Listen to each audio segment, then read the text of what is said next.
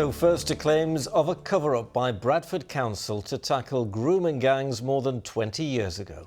Back in 2002, when the former MP for Keighley, Anne Cryer, first raised concerns of child sexual exploitation in the city, many refused to believe her, claiming she was exacerbating racial tensions. But when she was proven to be right, her son, Lord John Cryer, who was also an MP at the time, says rather than tackle the issue, it was swept under the carpet. Anne is now in ill health, but her son John told our reporter Amelia Beckett the recently announced national inquiry into grooming gangs must uncover the extent of the abuse in Bradford, and those who didn't act must be held accountable.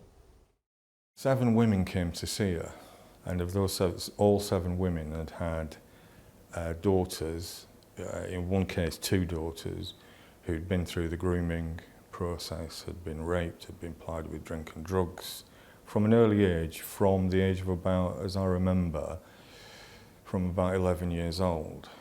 As she looked into it, it became clear that it was even worse than the 7 women had made out. And she couldn't make any headway with the council or with the police. Council, they just wanted to ignore it, pretended it wasn't happening. Their reaction was, this is a myth and you shouldn't be perpetuating this myth, because it turned out to be absolutely true. But what led to the early prosecutions was that David Blunkett was then Home Secretary, and he deserves great credit for this. David Blunkett changed in fact I spoke to him about it recently. David changed the guidance for the Crown Prosecution Service, and the guidance was changed so that the mother's evidence could be given greater weight. It was at that point that the first convictions were secured. But at that point, were they seen as an isolated case, not kind of this systemic problem that... Well, I think it's only when you've got a lot of cases that you can say there's a definite pattern here, there's something broader happening across the country. And it was only when you got the other cases and it got widely reported, then you could see that there was a pattern. It needs tackling. I suppose to some extent it has been tackled. We've had a lot of prosecutions, but the idea that it's not still going on, I find that difficult to believe. And on a local level, obviously Bradford itself has never had an in-depth inquiry. No. And you speak of, the victims being the centre of this. I've spoken to some of the victims who say they think Bradford's probably the worst, but it's just never been fully... From what I know, everything that I know, and that's mainly been through conversations with my mum, but with others as well, including in the CPS. It wouldn't shake me to the core if I found out that Bradford was the worst. And as you said, it's never been subject to an inquiry. Now we're going to have a national inquiry. That needs to get underway. Do you think there has been a cover-up on a local level? Oh yeah, I'm absolutely certain there's been a cover-up.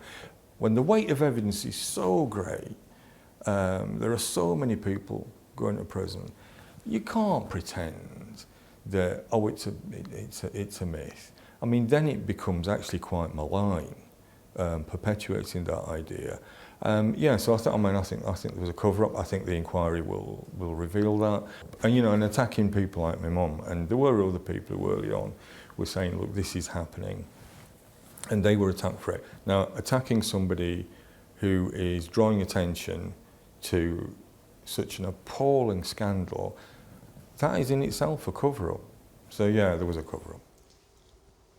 Well, Amelia joins us now. Amelia, a lot's changed since 2002. What have Bradford Council and West Yorkshire Police had to say about this? Well, you're right. It's very different since 2002. A lot of work has gone on in both the council and the police to secure convictions for more than 50 perpetrators, totalling 570 years, and there's more cases to come. But in response to John's claims that there was a cover-up here, the leader of the council, Susan Hinchcliffe, who was not in post at that time, has told us that in response to our interview, they will ask John if he's willing to speak to the relevant authorities about his recollections of what happened. She says they've already told the current Home Secretary that Bradford is willing to participate in that national inquiry and have asked for an early meeting with the Commissioner once they're appointed. So when will we know more about that inquiry? Well, the Home Office Police told us today that work is underway to appoint the chair of that national inquiry, but it seems that they're not yet in post. As for whether Bradford will be examined, they said that all existing representations for that to happen will be passed on.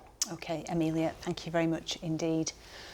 Well, as we said, Anne Cryer was MP for Keighley until 2010. Well, a short time ago, I spoke to the area's current MP, Robbie Moore, and asked him what he thought about the way Mrs Cryer had been treated while raising concerns about grooming across Bradford. Well, deeply frustrating. Anne Cryer was lucky enough to be the Member of Parliament for Keighley between 1997 and 2010, having raised the issues around child sexual exploitation, gang-related grooming many a times, but yet ignored by senior people within the Labour government at the time, and indeed wider individuals at a local level that wanted to effectively hound her by calling her a racist, which was completely outrageous and inappropriate at the time. And dare I say now, with me advocating for this 2 decades later, really nothing has changed in terms of really trying to convince local leaders across here in Bradford and across the wider West Yorkshire region to really get behind getting an inquiry into this absolutely heinous crime. What do you believe is the scale of the problem? We were told there could be thousands and thousands of victims. I mean, do you believe that?